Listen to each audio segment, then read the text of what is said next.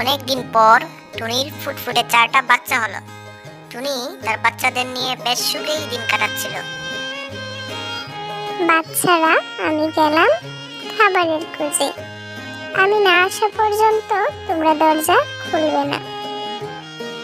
আমাদের অনেক শত্রু আছে।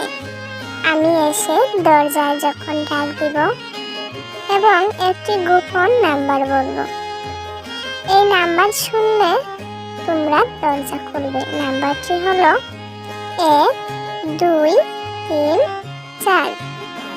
আচ্ছা, ঠিক আছে মা। একটি কাক দূর থেকে সব দেখছিল। সে টুনি চলে যাওয়ার পর টুনির দরজায় গিয়ে টুনির মতো করে ডাক দিল। বাচ্চারা, দরজা খুলো, আমি তোমাদের মা এসেছি। তাইলে পাসওয়ার্ড বলো। পাসওয়ার্ড না বললে আমরা দরজা খুলবো না।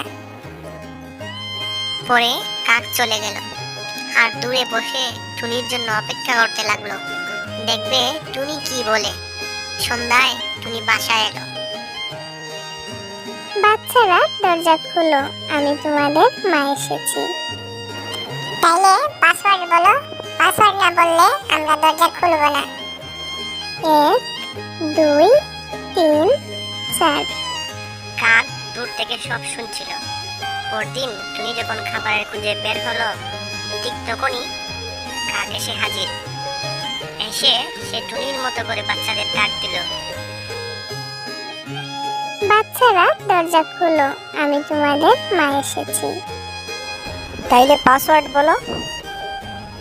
1 2 3 4। তারপর টুনির বাচ্চারা দরজা খুলে দিল। দরজা খুলতেই কাক দ্রুত বাসার ভিতর ঢুকে গেল। কাককে দেখেই বাচ্চারা ভয়ে কাঁদতে লাগলো। কাক একটি ঝুড়িতে বাচ্চাদের ভরে নিয়ে চলে যাচ্ছিল, আর ওদিকে টুনিও আসার সময় হয়ে গেল। কাকজুড়িতে কে নিয়ে যাচ্ছে? তাড়াতাড়ি বাসায় যেতে হবে।